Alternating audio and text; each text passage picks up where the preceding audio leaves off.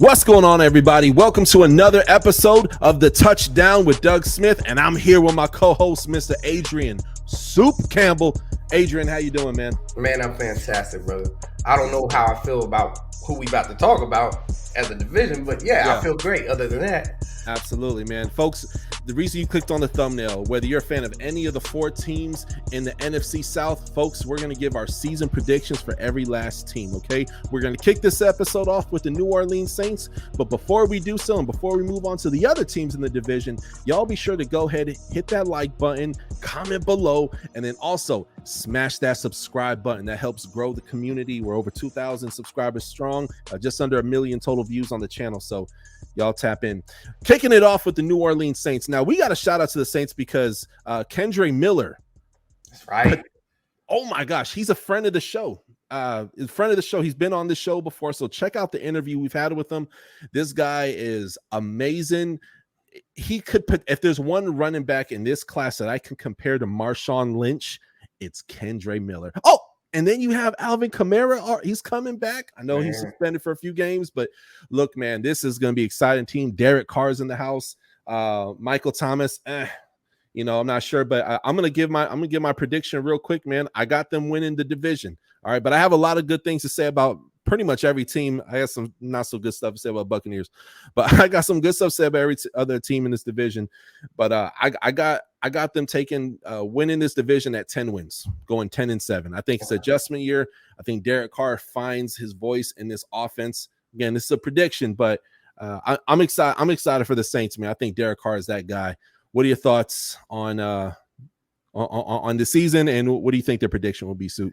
Man, I really like this. I don't like this division, but I like the Saints, right? The Saints feel like the most, and I know y'all like, oh, y'all making an easy pick. Y'all making an easy pick. You're right, I'm making an easy pick. It's easy for a reason, man.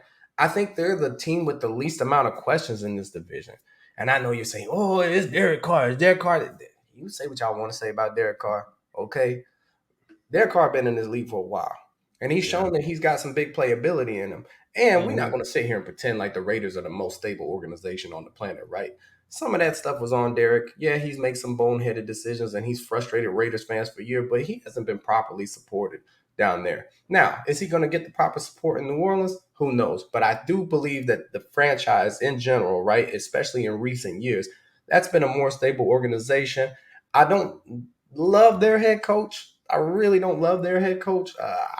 I think he could actually be a detriment to Derek Carr, but I think Derek Carr's got enough good ball in him that, and I think the quality of competition this year in that division right now, I think is going to be too low while you have pretty much the other three teams are really rebuilding, and versus New Orleans kind of retooling and just trying to sustain the talent that they do have on that roster, right? This is not they haven't had to go full rebuild with their quarterback position. And I think, like I said, I like the Derek Carr move because I think it buys them that much more time. I think it buys them another 2-3 years of stability. And the defense is still crazy. The biggest question that we got on offense is not Derek Carr, right? Are we finally going to get the season with Michael Thomas and Chris Olave together? Like, is Michael Thomas going to play? And is he going to give us more than one slant before he disappears for the rest of the season? Yeah. That's a huge question, because I think if you do have Michael Thomas and you partner him with Chris Olave, who I told y'all last year when he came out, I liked Olave, and I don't like Ohio State, but I thought Olave was easily one of the best receivers coming out last year, especially in terms of his route running. The boy he's clean with it. And so I like him. You mentioned Alvin Kamara, he's got the suspension, but our guy Kendre Miller, right out of TCU, nice, big, hulking. He's kind of built a little bit like Derrick Henry, not as big, right? But he kind of has that frame. You kind of compared him to Marshawn, right? He's going to be a tough runner. He had that injury at the end of the season. We'll see how he's come back from that. But I like that. And this is also where Jamal Williams, right? A big fan favorite. If you guys don't know who Jamal Williams is, a running back. He's kind of unique, right? A little weird, a little quirky. Loves his anime, Naruto, all of that stuff. Like, shout out to Jamal Williams. I think he's definitely a vibe, right? But I think the running back room that they're going to have, right, that three-headed monster between Kendre, the young guy that's coming off an injury, trying to find his place. You got the stability and the experience with Jamal Williams, who once you get down in that red zone, he knows how to find the end zone, right? Like he definitely knows how to find the end zone. And then Kamara, right, when he comes back, he's one of the most versatile running backs in the league, especially catching the ball out the backfield. Like that is not a guy that you want to catch in open space. I like this team offensively. I think with Carr he has the arm and he has the accuracy that Jameson doesn't, right? Doesn't have as big an arm as Jameson, but still has a pretty decent arm. Man, it's not going to be no dink and dunk Saints offense. I think they're going to be chucking it down the field with Derek Carr to Chris Olave, maybe Michael Thomas, who knows. And in the defense, right? They got some underrated pass rushers that are there. They got some underrated guys that are in that secondary. I really like the Saints, and I think the good teams, right? The good teams in this league take advantage of the bad teams or teams that are in rebuilding phases. And I think this should be an easy divisional win for them. If they don't, I think it's definitely an indictment on their head coach, and they need to evaluate that. Absolutely. And I want to add this. So the next team we're talking about is the Atlanta Falcons, but the bottom two teams with the easiest schedules in the whole league, New Orleans Saints are at number 32. Now, again, things could change, but man, if you're at 32, man, it's looking like you could win quite a few games, man. And with that backfield, in my opinion, that's the best backfield as far as like an eclectic in the NFL. I love what they got going on there. The receiving core, Olave going to show up, right? So we know that much. And Derek Carr he knows how to make plays. I think a new fresh start will be good for him. So maximum 11 wins, but definitely have them winning this division for sure. Next team we're going to take and talk about is going to be the Atlanta Falcons, man. Atlanta was a very scrappy team last year. A very scrappy team. They won games they should not have won, and they lost games that they should have won, right? But I love what they have going on there with their defense, and then with them getting Bijan Robinson, who's getting comparisons of, LaDainian Tomlinson, right? He could be the next LT. I don't like that. Yeah, I know. When people do all this compare, I think some of it is for TV ratings, but Bijan looks great, man. And I'll say that I will give him that. And then this draft, Matthew Bergeron, you're shoring up that O-line. Matthew took and came out of Syracuse, man, and he's a very versatile offensive tackle, right? Zach Harrison, great pickup. Clark Phillips was one of my favorite cornerbacks in this whole year's draft, coming out of Utah State, I believe it was. And then of course, they got two other guys, DeMarco Helms and Jovan Gwynn. So we'll see what happens with them. But as far as those first four guys, I'm expecting them to take and be on the field this year. I like what they did in free agency. I'm going to go on a limb. I'm going to give the Atlanta Falcons 10 wins as well too. I think the Saints still win. I think the Saints will still win, and I think that's going to be, man, expect potential fights in the parking lot. Like this is going to be that kind of game, dude. Like if you're in Atlanta, don't bring your children to that game. If you're in New Orleans, guess what? They got some of the coolest fans in the whole NFL. That game, don't bring your kids. Leave them at the house because it's going to be scrappy, man. People are going to be the edge of the seat to the end of the game. I love what they got going on, but yeah, I'm going to give them a 10-7 is where I have them. Nothing less than 9 wins, but I have them at least at 10 wins this year. Atlanta Falcons. What you got? Man, I like Atlanta. I don't have as much faith in them as you do. This is a 7-10 team, potentially 8-9 team for me. I think they're under 500 this season. They were scrappy last year, and they were scrappy, and all 4 teams in this division were having trouble under center, right? Like, and I think with what I believe New Orleans shoring up that position under center, I think it becomes less scrappy. They're indicating that they're going to let Desmond Ridder run this thing this year. Yeah. I don't know how I feel about that. I don't know if I believe in Desmond Ridder. But once again, I'm not in the NFL, right? Arthur Smith clearly sees something in Desmond Ridder that none of us see. I haven't. I have 2 Falcons fans that I talk to on a regular basis. One of them that stays 3 minutes up the road, and like they are definitely not talking about Desmond Ridder in a positive way, right? So I have questions, man. Like I have questions about that offense. I actually don't. I think Desmond Ridder is on the bench by week 4. I think Desmond Ridder is on the bench by week 4. Mariota could be back in, right? No, I don't think Mariota. I think that boy Taylor Heineke is going to be the quarterback. Oh, I forgot about him, man. Oh, yeah. I like that. Man, Taylor doesn't have the biggest arm, right? But like that, he's a gamer and he got swag. And I think his attitude and like his will to win, I think is the perfect blend for what you described as a kind of young and scrappy team in Atlanta, right? Questions all over that defense. But if Kyle Pitts is healthy, right? And Drake London, you didn't really hear too much about him, but he quietly had a decent season with all sorts of, absurdity going on in the quarterback position. I don't know that it gets better this year, but I like Drake London. I like Kyle Pitts. I think that's a good combination. I think that running back that they had last year, who was it, Tyler Algier? Yeah, dude. Didn't he show up? Tyler Algier. Yeah, he looked good, man. Bro. He quietly had a good season too. I thought I saw a lot of upside from him that I really like from Tyler Algier, which I thought, right, that he had done enough to earn the one spot. But once again, if you see a player in the draft that you think could be generational or transformational type player, right, and they obviously thought that with Bijan. Bijan was getting a lot of hype, rightfully so, out of college, right? I think you take that swing. The running back position has kind of come under fire in the NFL for the last couple of years. Like, is it a dispensable position, right? Like, can you just generate production from just anybody? I'm not in the camp that you can, but I think that there's only truly like maybe 3 or 4 special running backs in the league. Everybody else is kind of, you can kind of paint by numbers and get somebody that's going to give you an equal amount of production. But I do think the tandem of Bijan and Tyler Algier, I really, really like that.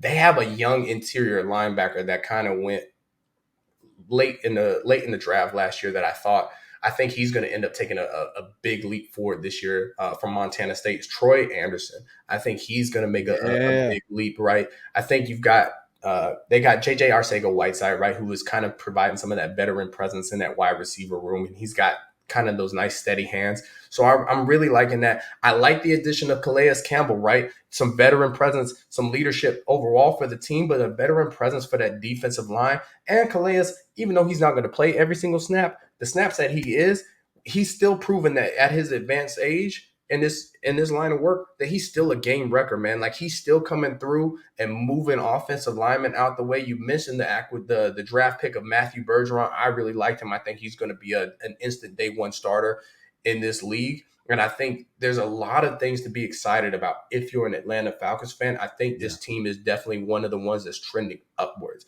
But like a lot of these teams, right, that they've got a lot of good pieces and things going around them. They're maybe a year or two out. The biggest thing that they got to figure out is that position under center. Desmond Ridder has a chance to establish himself as the future of this franchise. I don't think he is. I don't think he will. We already know what Marcus Mariota is. He's not. Taylor Heineke, I think we know what he is, right? And I think Taylor Heineke is kind of like a Kirk Cousins without the stats, right? I think he's good enough to start in this league, but I don't think you feel comfortable if you're a GM, if you're an owner, if that's your starting to the mansion. So, I forgot. You know who else ended up over there in the offseason? Bud Dupree's over there now. Oh, yeah. That was a quiet signing. Yeah, so Calais Campbell, Bud Dupree, I think they're going to get that defense right. Trey Flowers is over there, right? There's a lot of veteran presence on that defense. Lot of, right, those are 3 big names who once upon a time, right, if you said those names, that meant business. Doesn't quite carry the weight that it used to, but overall, I think it's still pretty good. And like I said, Atlanta, a lot of things to be excited about. Maybe not necessarily this season, but I think you'll see some exciting flashes from your young running back in Bijan. I think continued development from Drake London, and let's Kyle Pitts the ball, man. Like, we kind of forgot how dynamic he was. Can we please get Kyle Pitts the ball? Can we keep him healthy, Lord? Yeah, I feel it, man. Next team that we're going to take and talk about, I'll tell you in a second after you go and hit that subscribe button. That's right, folks. You guys got to hit that subscribe button, man. I mean, you don't have to, but hey, it helps grow the channel, y'all. So comment below. Let us know your thoughts. So far, we talked about the Saints, the Falcons, and then the next team we're going to take and talk about is going to be the Carolina Keep Pounding Panthers. So we're going to go ahead and jump into that here next.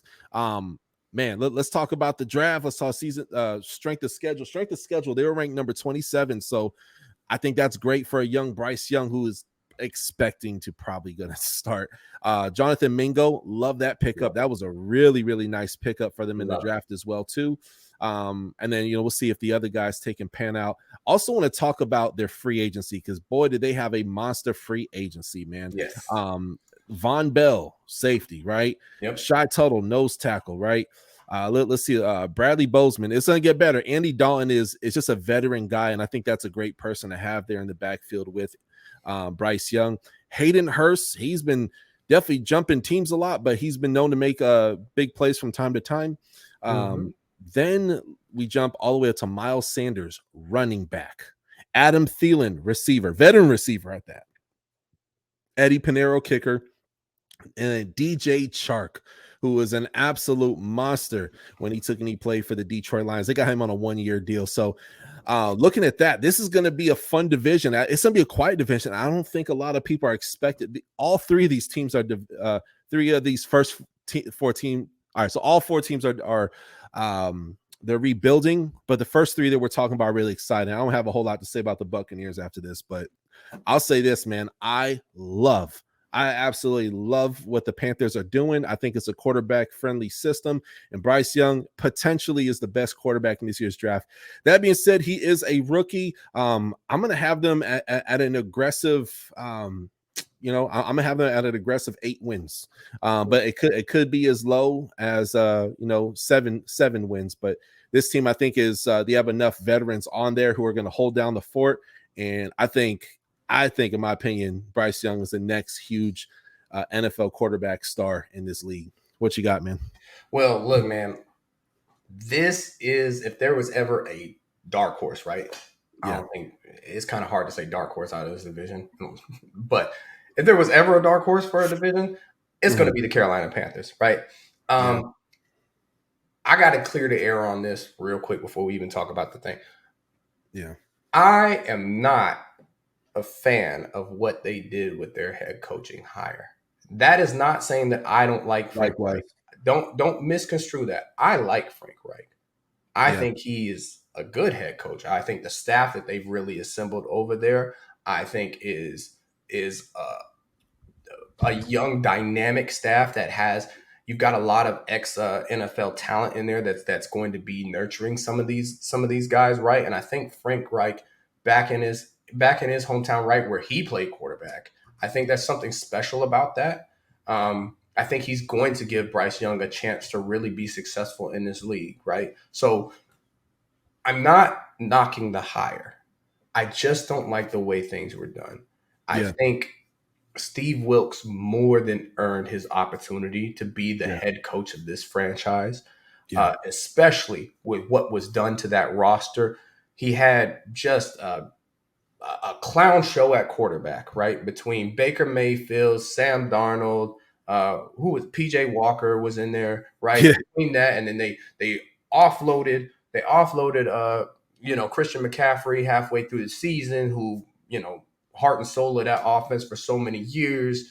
There was a lot of speculation at the deadline that they were gonna possibly be looking to move off of more players, right? Like maybe DJ Moore was gonna be gone, and lo and behold, DJ Moore is gone, right? Yeah, DJ Moore is gone. Who he's the best receiver. McCaffrey's gone. Yeah. What's my guy? Edge there. That's Spider-Man. Help me. Hold on. You know who I'm talking about. I don't know why I cannot remember anybody's names today. I don't know. It'll come to me. It'll come to me. But either way, right? Burns. Brian Burns. Thank you. Yeah. There was speculation that he was going to get moved, right? And I think the way that Steve Wilks really handled himself during all of that last year's tumultuous season, through a lot of the questions, through a lot of the moves, where it was like, man, is Carolina giving up? There was a lot of talk about, is Carolina giving up? And I think if you watch that, if you're a Carolina fan, right, one, you got to be crestfallen because some of your favorite players are gone. But two, I think you really had to be proud of what they were doing on the field, even though it was frustrating at times. Like, those guys came together and they were playing their asses off of Steve Wilks. And I just feel bad for him, right? I just feel bad for him as a person that poured everything that he had into that organization that was not given the best tools to succeed, wasn't given the best opportunity to succeed. And he went out and still won in spite of that. And he challenged some big time teams last year, put pressure on them, even ended up upsetting quite a few of these teams, right? And I think he more than deserved the opportunity to continue in the capacity. Yeah, at least a 1-year contract, man. Because when you see him contract, right? Yeah. And I'm not saying, please don't confuse. I'm not saying that he's a better coach or worse coach than Frank Reich. I'm just saying, me personally, I just don't like the way that business was handled there. I thought he earned himself an opportunity. That's all I'm saying. That's not an indictment on the current coach and his staff. I like Frank Reich. I like him a lot. That seemed like a bit of an injustice to me, right? It seemed like a guy that was doing the job, that had done all the things, checked all the boxes that you want, and then they still just gave it to somebody else who had just lost his job, right? Who had just lost his job. So I don't know. It just didn't sit right with my spirit. But now that that's out the way, right? Now that that's out the way, man, I have them challenging the New Orleans Saints for the #1 spot in this division. I really do. And that goes, even though they have Bryce Young. How many wins, man? What you got? Man, I have them. They're really sitting on the edge. I put New Orleans at the 10-7 mark. I have them right there at the 9-8. Possibly the 10-7, and they could own the head-to-head advantage over them, right? And that's with them having Bryce Young. And if you follow this channel for a little bit, you know how I feel about Alabama quarterbacks. You know how I feel about Ohio State quarterbacks. I just don't believe in any of them until they show me that they can succeed in the NFL. What about Tua? He ain't shown it yet. He's shown flashes, but he ain't demonstrated it at a consistent level. So don't talk to me about Tua, not yet. You guys don't get credit for him. You don't get credit for Joe Burrow. That's an LSU product, okay? So they still got to show me something. That being said, this defense is not something that you want to mess around with. I love me some Brian Barnes, right? I think Amari Barno is going to come on strong this year. They still got Shaq Thompson that's going to be there. J.C. Horn, who was injured last season, right? Young, dynamic cornerback. He's coming back. Son of Joe Horn. Bro, and they went and got C.J. Henderson to play opposite him, right? Like, this is they're building something special in Carolina, man. It's brewing there like the pulled pork that is in many of them delicious southern restaurants, man. It is so cooked to perfection, and I'm telling you, they got the Yetur Gross models. Like, I look at this roster and I like what I'm seeing on this roster, even offensively, right? We talked about Adam Thielen in our other show, him departing Minnesota. Well, guess what? Guess where he landed? In Carolina. When you have a young quarterback, right, we talk about safety blankets, having a good running back. Do they have a good running back? I don't know. We talk about having a good tight end. Do they have a good tight end? I don't know.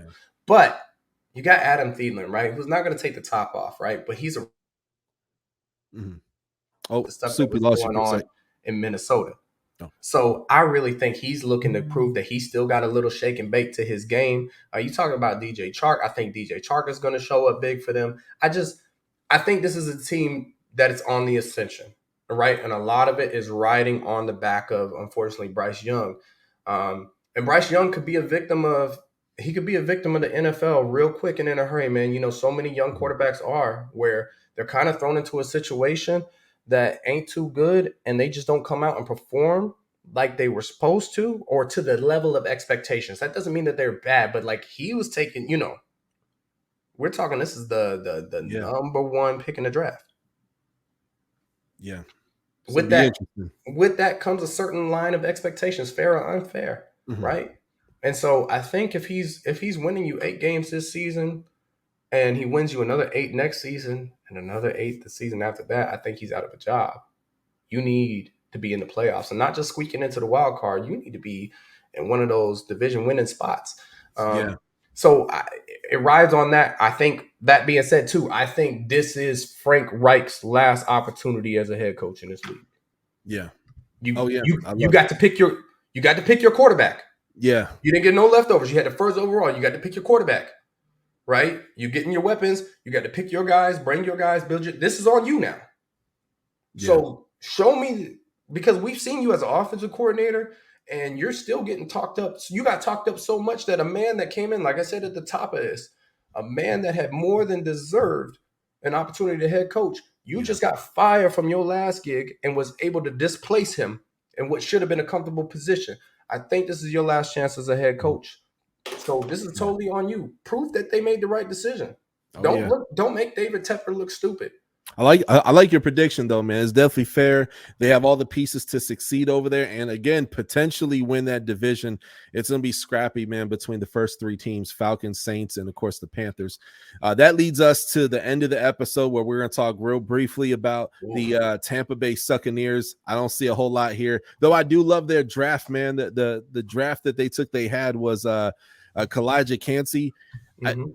I get he gets Aaron Donald comparisons. Look, man, unless Stop you doing that to these guys. exactly, it's totally Stop it. unfair, man. It's totally because if he doesn't go out there like Aaron Donald, he's gonna, how it I goes, get man. it. He's undersized, interior defensive lineman Cody from Mock pick, Pittsburgh, which is where Aaron Donald from. We get it, dude. yeah. We get The it.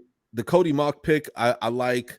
Yaya Diaby, man, coming out of Louisville. It was very quick edge rusher, man. I like what they did in this draft, man. And then Jose Ramirez, edge rusher, round 6. Wow, what a steal there, right? That being said, I think I ranked them a solid B in the draft. The strength of schedule isn't too bad, but man, with all the issues and injuries they've had, this is a team that has shown that they are not hungry. This is a team that's still high on the Super Bowl victory that they had, was it 3 seasons ago? Tom Brady's no longer, he's retired officially, at least so we hope, and moving on to bigger, better things. And then, of course, you have Baker Mayfield as a quarterback. And I think it was that victory that he gave the Los Angeles Rams. He gave that victory to you guys towards the end of the season that, wow. I mean, everybody's like, Baker's back. Man, I need to see more because that's just one freaking game, right? Mm-hmm. So as far as the Buccaneers, man, look, I think they're going to be one of the worst teams in the NFL. Look, man, I got the Buccaneers at a solid 4 wins for the year. They're going to come in last place. And hopefully Baker got better, but I saw some highlights of him trying to connect with his receivers. It was not good. Again, this is why they call it practice, right? And stuff gets leaked out and we all lose our minds. Oh, he's going to suck. I hope he does well. I hope the Buccaneers win like 8 wins and he has a respectable year, but I don't see that, man. I see them probably at 4 wins, and that's what I'm going to give the Tampa Bay Buccaneers. What you got, Sue? What's your prediction? I'm right there with you. I got them going 4-13, 5-12 at best. Yeah. And all the love in the world to Baker Mayfield. I'll forever be grateful for what he did for us last season. As a legendary fan, he gave me something to cheer about in a season where there wasn't a whole lot to cheer about. Mm-hmm. Right. And I'm not saying he came out and played the best football in the world that a quarterback's ever played, but damn it, it was nice to see competent quarterback play and a guy that could easily throw 20 yards down the field. So yeah, and the victory, he won me a jersey from my brother Marshall with that victory over that. So I appreciate that. I got a free jersey out of that, and then the Christmas Day gift, you got me a victory over our brother Mike Williams, and gave the Broncos fans and Broncos Nation a Christmas present that they want to forget. I won't, because I totally had us losing that. But yeah, man, this team, I got them finishing at the bottom of the NFC South. Because to me, this is the only team that I don't think got better. And if they did, they didn't get better by the amount of, I guess, betterness that the rest of the teams in the division did. I think they're the least exciting team. I think there's a lot of questions around the quarterback position. Baker should win this job, right? He should win this job. Kyle Trask, I think, is the other quarterback that they have. Backup quarterback, yeah. Right. He's been proven that he isn't the guy. Like, they went and brought in Tom Brady. Even in college, they had him in a 2 quarterback system. Yeah. I wasn't impressed. And you've got good weapons, right? You've got Chris Godwin, you've got Mike Evans. Like, you've got some good weapons that are out there. The Kalijah Cansey, I'm glad you came off and said it off the top. Like, can we stop doing this to these young players, right? Like, I get it. I get all the comparable stuff. Even the measurables kind of come back similar. They're selling dreams, bro. They're selling dreams, man. And I get it. It's dream selling season. I understand it. It's dream selling season. Get excited for your pick. Look, man, I hope Kalijah Cansey comes out and I hope he rocks it for y'all. I really do.